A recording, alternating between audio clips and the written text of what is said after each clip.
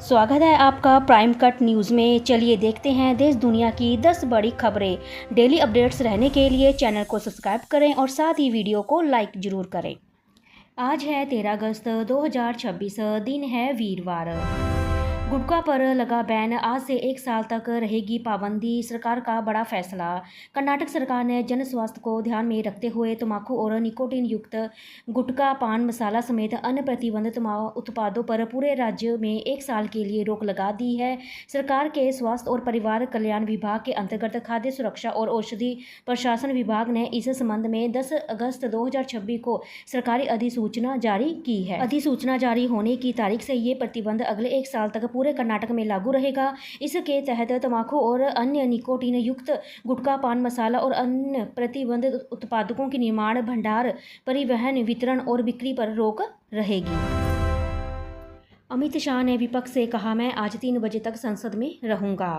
संसद के मॉनसून सत्र पर जारी गतिरोध को खत्म करने के लिए केंद्रीय गृह मंत्री अमित शाह ने विपक्ष को 24 घंटे की विशेष चर्चा का प्रस्ताव दिया। बुधवार को गृह मंत्री ने कहा है कि विपक्ष के सभी सवालों का जवाब देने के लिए पूरी तरह से तैयार हैं और इसके लिए उन्हें 24 घंटों की चर्चा का समय प्रस्तावित किया है। नेता विपक्ष राहुल गांधी ने अमित शाह से ऑफर का जवाब देते हुए कहा है कि विपक्ष अमित शाह उपदेश नहीं सुनना चाहते, हमें सवालों के जवाब चाहिए। जंतर मंतर के आंदोलनकारियों और छात्रों पर प्लेटेड गन किसने चलवाई? अयोध्या राम मंदिर चोरी में असली चोर कौन है?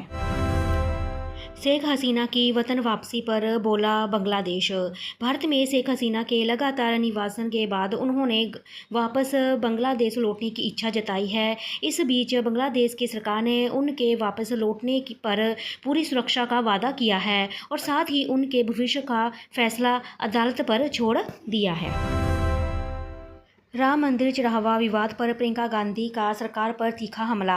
कांग्रेस सांसद प्रियंका गांधी वाड्रा ने बुधवार को केंद्र सरकार पर करारा प्रहार करते हुए आरोप लगाया है कि सरकार संसद में राम मंदिर के कथित चढ़ावा चोरी से जुड़े महत्वपूर्ण सवाल के जवाब देने से जानबूझकर बच रही है। संसद परिसर में मीडिया से बातचीत करते हुए उन्होंने कहा है कि जब चुनाव का समय था तब भाजपा ने राम मंदिर के नाम पर राजनीति लाभ लेने से कोई कसर नहीं छोड़ी, लेकिन अब गंभीर मामलों पर जवाब देने से मुंह मोड़ा जा रहा है।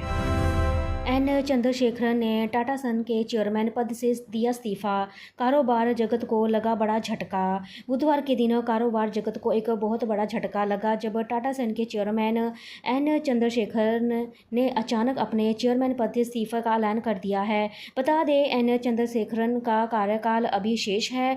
इस कारण वो अगले वर्ष फरवरी 2027 तक अपने पद पर बने रहेंगे और इस ऐलान के बाद टाटा ग्रुप के शेयर करीब 5% तक गिर चुके हैं। वायरस ने मचाया कहर। संक्रमण से 20 दिन में मर गए 1000 लोग, 4000 से भी अधिक लोग बीमार। कांगो में इबोला फैलने की आधिकारिक ऐलान के 3 महीने से भी कम वक्त में 2000 से भी अधिक लोगों की मौत हो चुकी है। अल जजीरा ने सरकारी आंकड़ों के हवाला से बताया है कि इनमें से कम 1000 मौतें बीते 3 सप्ताह में हुई हैं, क्योंकि यह इबोला वायरस तेजी से फैल रहा है। Shortcut will cut your short.